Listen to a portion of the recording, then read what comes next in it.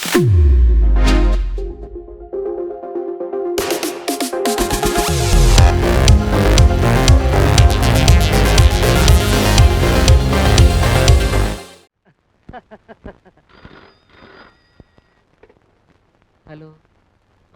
തന്നപ്പിടിയുടെ Lal here. Good evening daddy. പിന്നെ എനിക്കൊരു 10,000 rupees ഉടനെ വേണം. ടെലിഫോണിക് ട്രാൻസ്ഫർ ആയിട്ട് അയച്ചാൽ മതി. Okay daddy, thank you, good night. തന്തപ്പടി നല്ല ഫിറ്റില. അപ്പൊ മോനിങ്ങനെ പച്ചയായിട്ടിരിക്കാൻ പാടില്ല. നിനക്ക് കുടിക്കണം അല്ലേ? കിട്ടിയാൽ.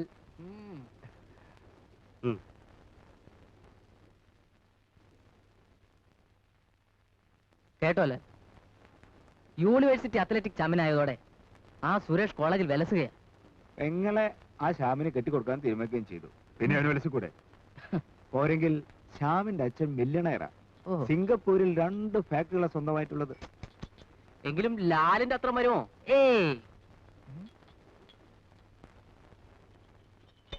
ഏതായാലും ആ സ്വപ്ന തന്റെ കയ്യിൽ നിന്ന് പോയല്ലോട് ലാലെ. ഹലോ, നിർത്തണം. പോസ്റ്റിന് കുടിച്ചോണ്ടിരുന്നാ മതി. വലിയ വാചൊന്നും ഫിറ്റ് ചെയ്യണ്ട കേട്ടോ. സോറി.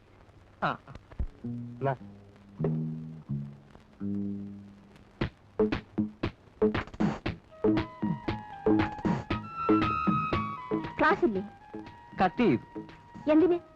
നിന്നെ കാണാൻ. അങ്ങനെ ഇപ്പൊ കാണുകയൊന്നും വേണ്ട, മര്യാദയ്ക്ക് ക്ലാസ്സിൽ ചെല്ല്. ജനറൽ ഇംഗ്ലീഷാണ്.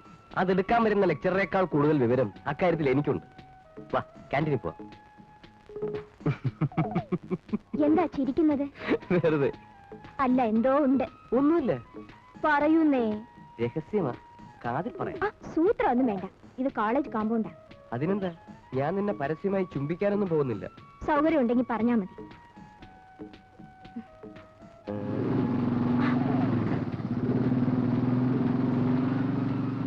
അയ്യോ, ഞാൻ പേടിച്ചു പോയി. ഞാൻ വിചാരിച്ചു ചേട്ടനാണെന്ന്. ആ പാർട്ടിയെ സത്യത്തിൽ എനിക്ക് പേടിയാ. പേടിക്കണ്ട, ചേട്ടന് ക്ലാസ് ഉണ്ട്. വരുന്നത് വരെ ക്യാൻറ്റീനിൽ പോയിരിക്കും. വരൂ.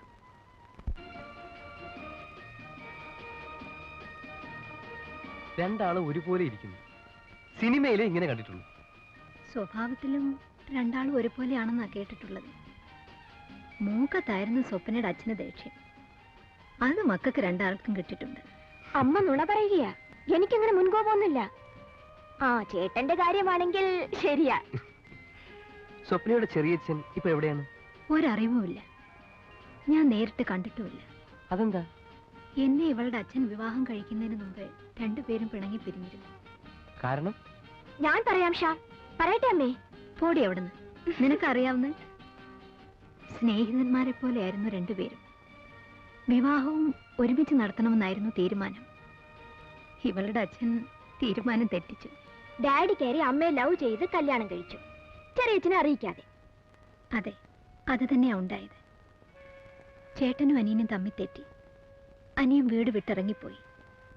ഒരിക്കൽ ഇവളുടെ അച്ഛൻ പറയുന്നത് കേട്ടു, തമിഴ്നാട്ടിൽ എവിടെയോ ഒരു ഫാക്ടറി നടത്തുന്നുണ്ടെന്ന്. കഴിക്കുമോനെ? സ്വപ്നയുടെ അച്ഛൻ മരിച്ചിട്ടും വന്നില്ലേ? ഇല്ല. വിവരം അറിഞ്ഞിട്ടുണ്ടാവില്ലേ? Flight lieutenant Muralidas plane crash മരിച്ച വിവരം എല്ലാ പേപ്പറിലും ഉണ്ടായിരുന്നു. അറിയാതിരിക്കില്ല. അമ്മയെ ഞാൻ എന്തൊക്കെയോ ഓർമ്മിപ്പിച്ചു. ആരും ഓർമ്മിപ്പിച്ചില്ലെങ്കിലും എന്റെ മനസ്സിൽ ആ ഓർമ്മകളേ ഉള്ളൂ.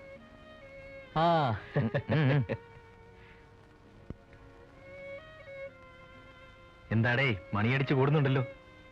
വീട്ടിൽ പോകേണ്ട ഉദ്ദേശമൊന്നുമില്ലേ? സുരേഷ് വന്നിട്ട് പോകാമെന്ന് കരുതി. വന്നില്ലേ? ഇനി പോണം. എന്നാ തൽക്കാലം ഞാൻ പോകുന്നില്ല. എന്ത് ചെയ്യാം, ഭൂരിപക്ഷം ഇപ്പൊ നിനക്കാണ് ഇവിടെ. എന്നാ ഞാൻ വരട്ടെ. പോവുകയോ? പോയിട്ട് എനിക്ക് കാര്യമുണ്ട്. ഞാൻ ഇറങ്ങട്ടെ. ശരി മോനെ. ബൈ.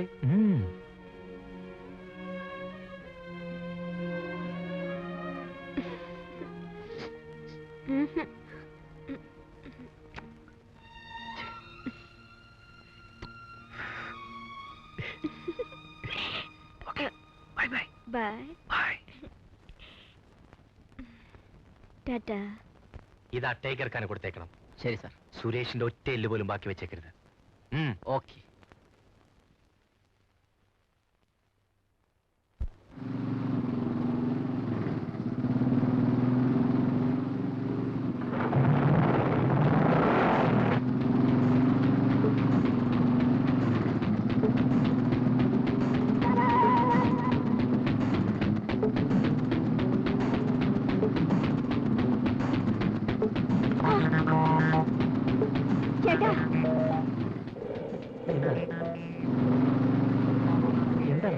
ഒരു ബട്ടക്സിൽ അടിച്ചു.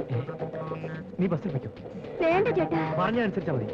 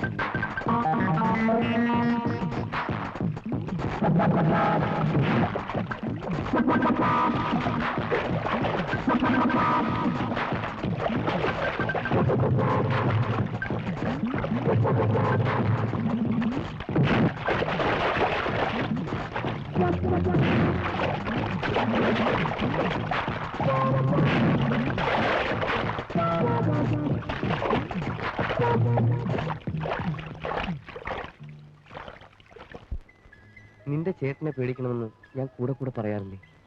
നിന്റെ ശരീരത്തിലൊന്നും തൊട്ടതേ ഉള്ളൂ, ആ പാർട്ടിയുടെ എല്ലൊടിച്ചു വിട്ടു. സൂക്ഷിച്ചോ? കാത്തു സൂക്ഷിച്ചു വെക്കാനല്ലേ ചേട്ടൻ അനിയത്തി എനിക്ക് തരാൻ പോകുന്നത്. ഇങ്ങനെ ഒരു ചേട്ടനെ കിട്ടാൻ ഭാഗ്യം ചെയ്യണം. ആ, ഞാൻ ഭാഗ്യവതിയാ. ചേട്ടന്റെ കാര്യത്തിൽ മാത്രമോ? അല്ല, എല്ലാ കാര്യത്തിലും. എനിക്ക് എന്റെ ഭാഗ്യം വന്നത് നിന്നോട് കൂടിയാണ്. നീ എന്റെ ജീവിതത്തിൽ ഇല്ലാതായാൽ എന്റെ ഭാഗ്യവും പോകും. ഈ ആണുങ്ങൾ മുഖസ്തുതി പറയാൻ മിടുക്കന്മാരാ. ഞാനില്ലാതായാൽ ശ്യാം എങ്ങനെ ഇരിക്കുമെന്ന് എനിക്കൊന്ന് കാണണം. ഷടാ, ഞാനെങ്ങാനും മരിച്ചുപോയാൽ പിന്നെ ശ്യാമിനെ കാണാൻ പറ്റില്ലല്ലോ. മരണം മണ്ണാൻ കട്ട, അനാവശ്യം പറയാൻ നാവടക്ക് പെണ്ണേ.